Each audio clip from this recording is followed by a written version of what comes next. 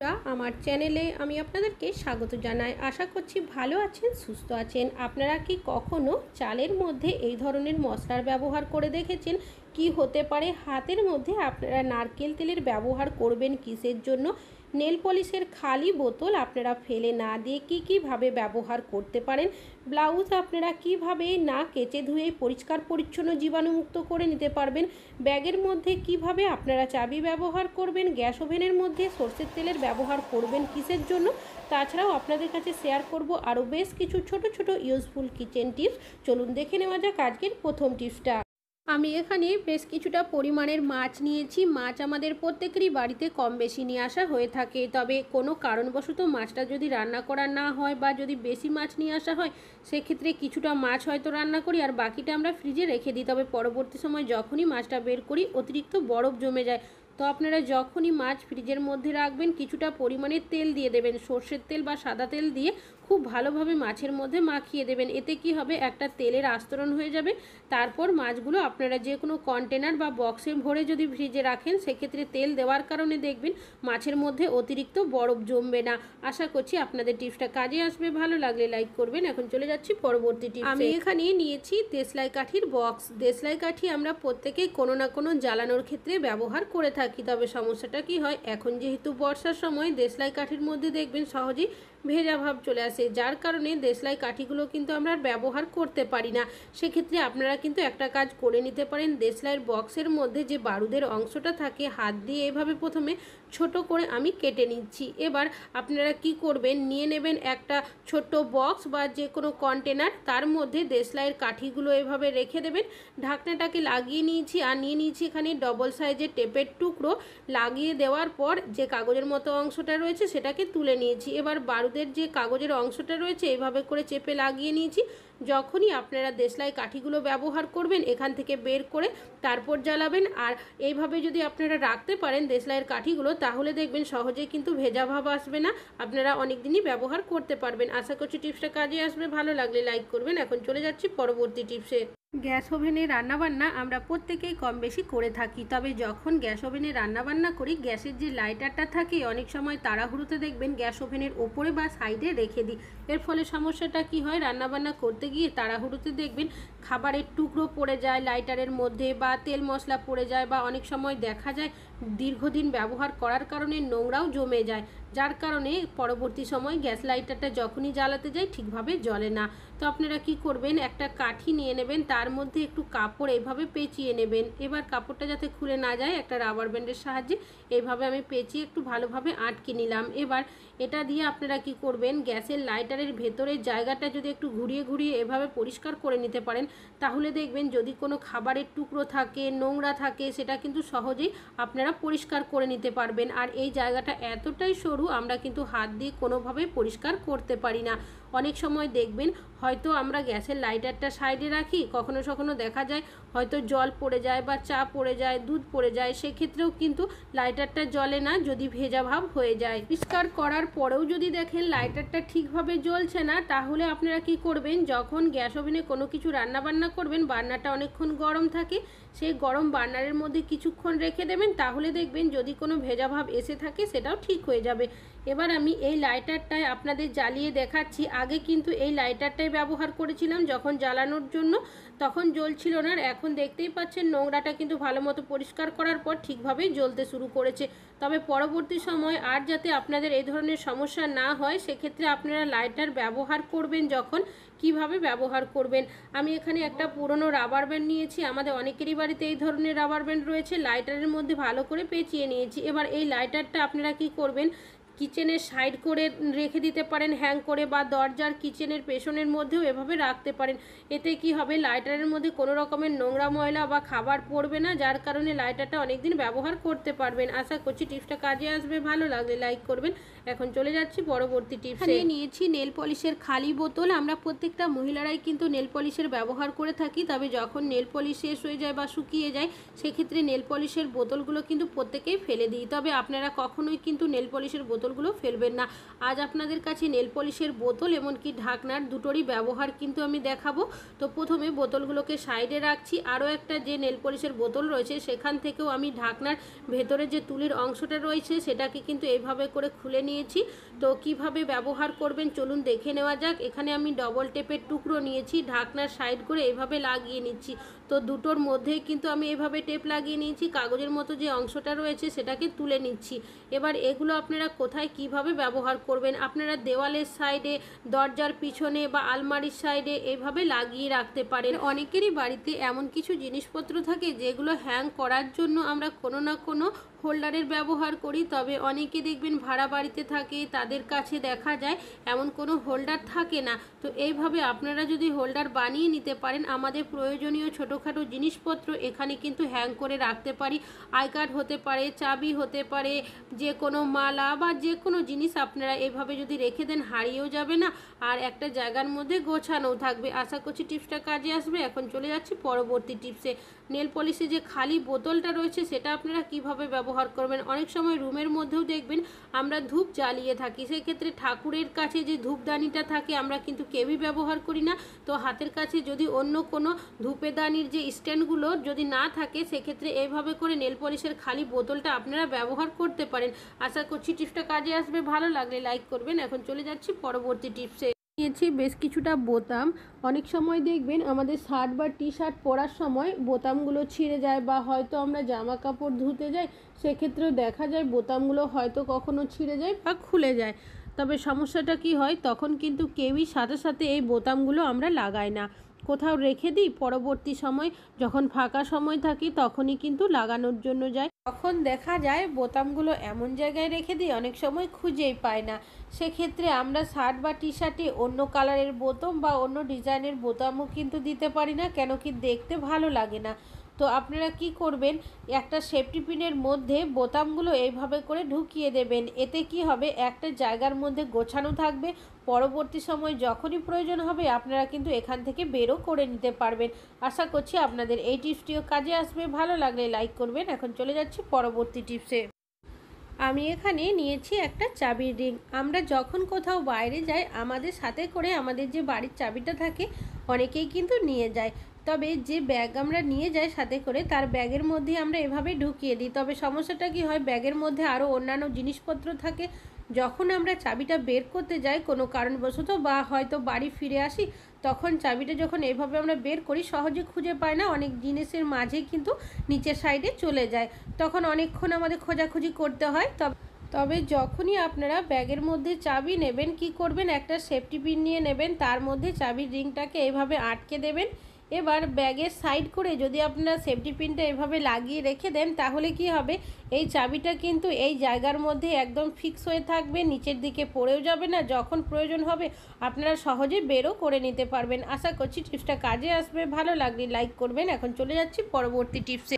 চুড়ি আমরা প্রত্যেকটা মহিলারাই পরে থাকি, তাছাড়াও যখন আমরা বাচ্চাদেরও চুড়ি পরাই, অনেক সময় দেখবেন আমাদের হাতের থেকে যদি চুড়িটা ছোট হয়, সেক্ষেত্রে কোনো কারণে যদি চুড়িটা খুলতে যায় অনেকটাই কিন্তু সমস্যার মধ্যে পড়তে হয়। বাচ্চাদের ক্ষেত্রে তো যখন আমরা খুলতে যাই টানাটানি করি, হাত লাল হয়ে যায়, প্রচণ্ড ব্যথা করতে শুরু করে, অনেক সময় বাচ্চারা কান্নাকাটিও কিন্তু করতে শুরু করে। খুলবেন বা বাচ্চাদের চুড়িটা খুলবেন, হাতের মধ্যে সামান্য পরিমাণে নারকেল তেল দিয়ে দেবেন। তেলটাকে খুব ভালোভাবে হাতের মধ্যে এভাবে লাগিয়ে নেবেন। এতে কি হবে, নারকেল তেলটা দেওয়ার কারণে স্লিপ করবে। তারপর যদি আপনারা চুড়িটা খোলেন, সেকেন্ডের মধ্যেই কিন্তু ছোট সাইজের চুড়ি আপনারা খুলেও নিতে পারবেন, এমনকি এভাবে করে পরেও নিতে পারবেন। আশা করছি টিপসটা কাজে আসবে। ভালো লাগলে লাইক করবেন। এখন চলে যাচ্ছি পরবর্তী টিপসে। আমি এখানে নিয়েছি দুটো তেজপাতা, নিয়েছি শুকনো লঙ্কা, আর নিয়েছি কিছুটা লবঙ্গ, আর নিয়েছি 1 চামচ পরিমাণের হলুদ গুঁড়ো। এবার এগুলো আপনারা কোথায় কি কাজে ব্যবহার করবেন সেটাই শেয়ার করব। তার আগে তেজপাতাগুলো প্রথমে ছোট ছোট টুকরো করে নেব। তেজপাতার মধ্যে একটা স্ট্রং গন্ধ রয়েছে, এভাবে যদি আপনারা টুকরো করে দেন সেক্ষেত্রে গন্ধটা আরও বেশি বেরিয়ে আসবে। লঙ্কাগুলোও টুকরো করে নিয়েছি। এখানে একটা সুতির কাপড় নিয়েছি। তো চেষ্টা করবেন পাতলা ধরনের একটা পরিষ্কার কাপড় নেওয়ার। সব উপকরণগুলো আমি এর মধ্যে দিয়ে দিয়েছি। তারপর এই কাপড়টাকে এভাবে একটু মুড়িয়ে নেব। তারপর দুটো গিট দিয়ে দেব যাতে খুলে না যায়। এবার এটা আপনারা কোথায় কি কাজে ব্যবহার করবেন চলুন দেখে নেওয়া যাক। চাল আমরা প্রত্যেকেই বাড়িতে কিন্তু রান্নাবান্নার জন্য ব্যবহার করে থাকি, তবে চাল আমরা যেখান থেকে নিয়ে আসি না কেন চালটা ভালো রাখার জন্য দেখবেন বিভিন্ন ধরনের ওষুধ কেমিক্যালের ব্যবহার করে থাকে। কোনো কারণবশত চালটা যদি ব্যবহার করা না হয় অনেক সময় দেখা যায় চালের মধ্যে পোকা ধরে যায়। তো আপনারা এইভাবে করে একটা মিশ্রণ বানিয়ে তারপর চাল যে পাত্রে রাখবেন ঢাকা দিয়ে রেখে দেবেন। যদি পোকা থাকে সহজেই চাল থেকে বেরিয়ে আসবে, আর যদি পোকা নাও থাকে এইভাবে যদি আপনারা রেখে দিতে পারেন একটা মিশ্রণ বানিয়ে, এখান থেকে একটা স্ট্রং গন্ধ বেরোবে, যার কারণে চাল যতদিনই বাড়িতে থাকুক না কেন দেখবেন চালের মধ্যে কোনো দিনই কিন্তু পোকা ধরবে না। আশা করছি টিপসটা কাজে আসবে। এখন চলে যাচ্ছি পরবর্তী টিপসে। আমি এখানে নিয়েছি মাছ। মাছ আমরা কম বেশি অনেকেই খেয়ে থাকি, তবে এই ধরনের ছোট মাছ যখন আমরা খেতে যাই অনেকেরই দেখা যায় হঠাৎ করেই গলার মধ্যে কাটা লেগে যায়, আর বাচ্চাদের যদি লেগে যায় সেক্ষেত্রে অনেকটাই সমস্যার মধ্যে পড়তে হয় আমাদের। তবে এই ধরনের সমস্যা হলে আপনারা কিন্তু একটা কাজ করে নিতে পারেন। যখন আমরা মাছটা খাই আমরা তো ভাত দিয়ে খেয়ে থাকি, তো আপনারা কি করবেন, কাটা যদি গলাতে লেগে যায় সেক্ষেত্রে বেশ কিছুটা পরিমাণের ভাত মুখের মধ্যে নেবেন, আর ভাতটা দেওয়ার পর আপনারা কিন্তু গিলে দেবেন, কোনোভাবেই ভাতটা কামড়ে খাবেন না। এতে কি হবে, কাটা যদি গলার মধ্যে থাকে সহজেই চলে যাবে। তবে যদি দেখেন ভাতটা খাওয়ার পরেও আপনাদের কাটাটা যাচ্ছে না, এমনভাবে আটকে রয়েছে, নানা চেষ্টা করার পরেও দেখা যায় কাটাটা যেতেই চায় না, সেক্ষেত্রে আপনারা নিয়ে নেবেন কর্পূর। যে কর্পূর পুজোর জন্য ব্যবহার করি সেই কর্পূরই নেবেন। অনেকেই আমরা সিন্নি প্রসাদের মধ্যেও কিন্তু কর্পূরের ব্যবহার করে থাকি আরতি দেওয়া ছাড়াও। তবে আপনারা কর্পূরটা কিভাবে ব্যবহার, গলার কোথায় আপনাদের কাঁটাটা লেগেছে আপনাদের বুঝে নিতে হবে। তারপর ডান সাইডে হোক কি বাঁ সাইডের গালের মধ্যে কর্পূরটা 10 মিনিটের মতো রেখে দেবেন। কর্পূর কি করবে, কাঁটাটাকে অনেকটাই নরম করে দেবে, যার কারণে সহজেই কিন্তু কাঁটাটা বেরিয়ে আসবে। আপনারা গালের মধ্যে অন্তত 10 মিনিট। আমি এখানে নিয়েছি বেশ কিছুটা লেবু। লেবু আমাদের কম বেশি অনেকেরই বাড়িতে নিয়ে আসা হয়ে থাকে। লেবুর রস আমরা নানাভাবে ব্যবহার করে থাকি, তবে সমস্যাটা কি হয়, এই লেবু যদি বেশ কিছুদিন বাড়িতে থেকে যায় সেক্ষেত্রে অনেক সময় দেখা যায় লেবু শুকিয়ে যায়, আবার কখনো কখনো দেখা যায় পচেও যায়। তবে যখনই আপনাদের লেবু নিয়ে আসা হয়ে যাবে একটু বেশি পরিমাণে, সেক্ষেত্রে আপনারা একটা কন্টেনার বা বক্স নিয়ে নেবেন। এবার এর মধ্যে লেবুগুলো সব আমি দিয়ে দেব, তারপর দিয়ে দেব বেশ কিছুটা পরিমাণের জল। এইভাবে করে আপনারা যদি লেবুগুলো রেখে দিতে পারেন, যদি ফ্রিজে রাখেন 1 মাস পর্যন্ত ভালো থাকবে, আর ফ্রিজ ছাড়া দেখবেন আপনারা কিন্তু এইভাবে যদি রাখেন 15 দিন পর্যন্ত কিন্তু লেবুগুলো ভালো থাকবে। আশা করছি টিপসটা কাজে আসবে। ভালো লাগলে লাইক করবেন। এখন চলে যাচ্ছি পরবর্তী টিপসে। একটা ব্লাউজ আমরা অনেকে এই ধরনের ডিজাইনেবল বা ভালো কাপড়ের ব্লাউজগুলো ব্যবহার করে থাকি, তবে সমস্যাটা কি হয়, 1 থেকে 2 বার পরার পরই দেখা যায় ব্লাউজ থেকে একটা ঘামের বিশ্রী গন্ধ কিন্তু বেরোতেই থাকে। আর এই ব্লাউজগুলো খুব বেশি রাফ করে কিন্তু আমরা ধুতেও পারি না, সেক্ষেত্রে দেখা যায় ব্লাউজগুলো কিন্তু নষ্ট হয়ে যাওয়ার সম্ভাবনা থাকে। আর যদি ব্লাউজগুলো না ধুয়ে ব্যবহার করে পরবর্তী সময় ঘামের যেমন গন্ধ ছাড়তে থাকে ব্লাউজ থেকে, ঠিক সেরকমই এই যে ব্লাউজের আন্ডার আর্মসের জায়গাগুলো থাকে তার মধ্যেও দেখবেন একটা সাদা স্পট পড়ে যায়, সহজেই কিন্তু সেই দাগ ছোপগুলো যেতেও চায় না। তাছাড়াও যদি আমরা না ধুয়ে ব্যবহার করি বিভিন্ন ধরনের জীবাণু ব্যাকটেরিয়াও কিন্তু বাসা বাঁধে। সেক্ষেত্রে আপনারা কিছুটা পরিমাণের খাবার সোডা দিয়ে দেবেন। আর এখানে নিয়েছি পাউডার, যে কোনো সুগন্ধযুক্ত পাউডার আপনারা এখানে ব্যবহার করতে পারেন, এক্সপায়ার হলেও চলবে। একটা পুরনো মোজা হাতের মধ্যে পরিয়ে নিয়েছি, তারপর এইভাবে করে আন্ডার আর্মসের জায়গাগুলোই প্রথমে ঘষে নিয়েছি। এখানে যেহেতু বেকিং সোডার ব্যবহার করা হয়েছে, যদি কোনো জীবাণু ব্যাকটেরিয়া থাকে সেটাকে ধ্বংস করবে। পাউডার দেওয়ার কারণে ঘামের যে বাজে গন্ধ থাকে সেটা সহজেই চলে যাবে। তারপর আপনারা কিন্তু এই ব্লাউজটা হাওয়ার মধ্যেও রেখে দিতে পারেন কিছুক্ষণের জন্য, বা রোদ্রের মধ্যেও দিতে পারেন। না ধুয়েই আপনারা কিন্তু এই ব্লাউজগুলো এভাবে ব্যবহার করতে পারেন, সেক্ষেত্রে দেখবেন সহজে ব্লাউজগুলো নষ্টও হবে না আর পরিষ্কার পরিচ্ছন্ন থাকবে না ধুয়েই। আমি এখানে নিয়েছি একটা পাত্র, এর মধ্যে দিয়ে দিচ্ছি 1 চামচ পরিমাণের হলুদ গুঁড়ো, 1/2 চামচ খাবার সোডা। দুটো উপকরণকে খুব ভালোভাবে মিশিয়ে নিয়েছি। এবার এই মিশ্রণটা আপনারা কিভাবে ব্যবহার করবেন বা কী কাজে ব্যবহার করবেন চলুন দেখে নেওয়া যাক। এখানে একটা পেপার নিয়েছি, পেপারটাকে ওপর থেকে এভাবে মুড়িয়ে দিয়েছি, পেপারটা যাতে খুলে না যায় একটা রাবার ব্যান্ডের সাহায্যে আটকে দিয়েছি। এবার একটা সেফটি পিনের সাহায্যে বেশ কিছুটা ফুটো করে নেব, যাতে করে এর স্ট্রং গন্ধটা বাইরে বেরিয়ে আসে। শীত, গ্রীষ্ম, বর্ষা যে সময়ই হোক না কেন আমরা ফ্রিজের ব্যবহার প্রত্যেকেই করে থাকি। ফ্রিজের মধ্যে কাঁচা সবজিপাতি, রান্না করা সবজি, দুধ, মাছ, মাংস ইত্যাদি রেখে থাকি, যার কারণে দেখা যায় অনেক সময় ফ্রিজের দরজা খুললেই ফ্রিজ থেকে বাজে একটা স্মেল কিন্তু বেরোতেই থাকে। আর কারো পক্ষেই কিন্তু রোজ রোজ ফ্রিজ পরিষ্কার করাও সম্ভব হয় না, যার কারণে বিভিন্ন ধরনের জিনিসের আমরা ব্যবহার করে থাকি ফ্রিজের বাজে দুর্গন্ধ দূর করার জন্য।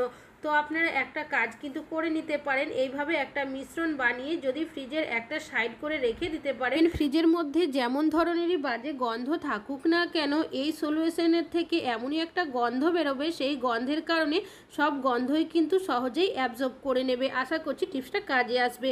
আমরা ফ্রিজ অনেক সময় কি করি, বারবার করে খোলা বন্ধ করি কোনো জিনিস বের করার জন্য, একেবারেই কিন্তু সব জিনিসপত্র বের করে নিই না। সেক্ষেত্রে দেখা যায় ফ্রিজে ঠান্ডা হাওয়া বারবার বেরোতে থাকে, ফ্রিজ কিন্তু ঠান্ডা হতেও অনেকক্ষণ সময় লাগে। তো আপনারা যখনই বের করবেন ফ্রিজ থেকে কোনো জিনিসপত্র, বারবার করে ফ্রিজের দরজা না খুলে একেবারে চেষ্টা করবেন আপনারা জিনিসপত্র বের করে নেওয়ার। সেক্ষেত্রে দেখবেন ইলেকট্রিক বিল কিন্তু কিছুটা হলেও কম পড়বে। আশা করছি টিপসটা কাজে আসবে। ভালো লাগলে লাইক করবেন। এখন চলে যাচ্ছি পরবর্তী টিপসে। আমি এখানে নিয়েছি একটা পাত্র, এর মধ্যে দিয়ে দিচ্ছি বেশ কিছুটা পরিমাণের কুসুম গরম জল, আর দিয়ে দিচ্ছি কিছুটা পরিমাণের ডিটারজেন্ট পাউডার, আর দিয়ে দিচ্ছি সামান্য পরিমাণের বেকিং সোডা, আর দিয়ে দিচ্ছি আমি এখানে বেশ কিছুটা পরিমাণের ভিনিগার। চাইলে এখানে লেবুর রসেরও ব্যবহার করতে পারেন। তো দেখতেই পাচ্ছেন এখন কিন্তু রিয়াকশন করতে শুরু করেছে। এবার সব উপকরণগুলো খুব ভালো করে একটু মিশিয়ে নেব। এবার যে মিশ্রণটা তৈরি হলো সেটা আপনারা কোথায় কি কাজে ব্যবহার করবেন চলুন দেখে নেওয়া যায়। রান্নাবান্না আমরা প্রত্যেকেই করে থাকি, তবে অনেক সময় কি হয় রান্নাবান্না করতে করতে দেখা যায় ভাতের ফেনা পড়ে যায় বার্নারের মধ্যে, বা চা উতলে পড়ে যায়, বা দুধ পড়ে যায়। সেক্ষেত্রে দেখা যায় যখন আমরা গ্যাস ওভেনটা জ্বালাতে যাই ঠিকভাবে জ্বলে না। আবার দেখা যায় রেগুলার গ্যাস ওভেনের ব্যবহার করার কারণে অনেক সময় দেখা যায় বার্নারের মধ্যে এমনকি ভেতরের সাইডে আয়রনও জমে যায়, যার কারণে এই ধরনের সমস্যা হতে থাকে। এইভাবে রান্না করলে গ্যাসের অপচয় কিন্তু অনেকটাই হয়। তো আপনারা এইভাবে একটা মিশ্রণ বানিয়ে বার্নারগুলো খুলে তার মধ্যে দিয়ে রেখে দেবেন 5 মিনিটের জন্য। দেখবেন বার্নারের মধ্যে যে আয়রনের দাগ বা খাবারের টুকরো যেটাই থাকুক না কেন সেটাই কিন্তু এই জলের মধ্যে চলে আসবে। তারপর একটা স্টিলের স্ক্রাবার দিয়ে যদি হালকাভাবে আপনারা এইভাবে করে ঘষে নিতে পারেন, তাহলে দেখবেন বাকি যদি কোনো নোংরা ময়লা বা আয়রন থাকে জমে সেটাও কিন্তু সহজে পরিষ্কার হয়ে যাবে। তো এইভাবে করে দুটো বার্নারই কিন্তু আমি ঘষে পরিষ্কার করে নিয়েছি। এবার জল দিয়ে ভালো করে আমি বার্নারগুলোকে ধুয়ে তারপর একটা শুকনো কাপড় দিয়ে মুছে আপনাদের দেখাচ্ছি। তো দেখতেই পাচ্ছেন বার্নারগুলো কিন্তু এখন অনেকটাই শুকিয়ে এসেছে। এখানে নিয়েছি আমি বেশ কিছুটা পরিমাণের সরষের তেল। এবার নিয়ে নিয়েছি একটা কাপড়ের টুকরো, একদম সামান্য পরিমাণের সরষের তেল এর মধ্যে দিয়ে দিচ্ছি। এবার এই তেলটাকে কাপড়ের মধ্যে লাগিয়ে নিচ্ছি। কি কাজে ব্যবহার করবেন, বার্নারগুলো বেশি দিন ব্যবহার করার কারণে অনেক সময় কি হয় দেখবেন আয়রন জমে যায়, যার কারণে ঠিকভাবে কিন্তু জ্বলে না। এর ফলে দেখা যায় যে আমরা যদি ওই বার্নারের মধ্যেই রান্নাবান্না করতে থাকি ঠিকভাবে না জ্বললে গ্যাসের অপচয় কিন্তু অনেকটাই হয়। তারপর আপনারা এই কাপড়টাকে একটা চামচের হ্যান্ডেলের মধ্যে এইভাবে করে দিয়ে ভালো করে পেঁচিয়ে নেবেন, কাপড়টা যাতে খুলে না যায় একটা রাবার ব্যান্ডের সাহায্যে এইভাবে আটকে দেবেন। যেখানে আমরা গ্যাসের বার্নারটা লাগাই অনেক সময় সেই জায়গার মধ্যেও দেখা যায় খাবারের টুকরো জমে যায় বা জং বা মরচে পড়ে যায়, যার কারণেও কিন্তু দেখা যায় ঠিকভাবে বার্নারটা জ্বলে না, গ্যাস ঠিকভাবে বেরোয় না। তো আপনারা এইভাবে করে হালকাভাবে যদি ঘষে নিতে পারেন, যদি কোনো আয়রন জমে থাকে বা নোংরা থাকে, খাবারের টুকরো থাকে, সেটাও সহজে পরিষ্কার হয়ে যাবে। অবশ্যই কিন্তু এখানে তেলেরই ব্যবহার করবেন, জল দিলে কিন্তু বার্নারটা ঠিকভাবে জ্বলবে না, তবে অতিরিক্ত তেলেরও ব্যবহার করা যাবে না। দুটো বার্নারই আমি এইভাবে করে তেলটা দিয়ে ঘষে নিয়েছি। বার্নারগুলো এবার আমি লাগিয়ে নিচ্ছি, তারপর আপনাদের গ্যাসটা জ্বালিয়ে দেখাচ্ছি। তো দেখতেই পাচ্ছেন আগে বার্নারগুলো কিভাবে জ্বলছিল আর এখন কতটা সুন্দর জ্বলতে শুরু করেছে। তবে এইভাবে যে রোজ আপনাদের করতে হবে তা কিন্তু নয়, মাঝে মধ্যে করলেই দেখবেন গ্যাসের অপচয় অনেকটাই কম হবে। আশা করছি টিপসটা কাজে আসবে। আজকে এখানেই শেষ করছি।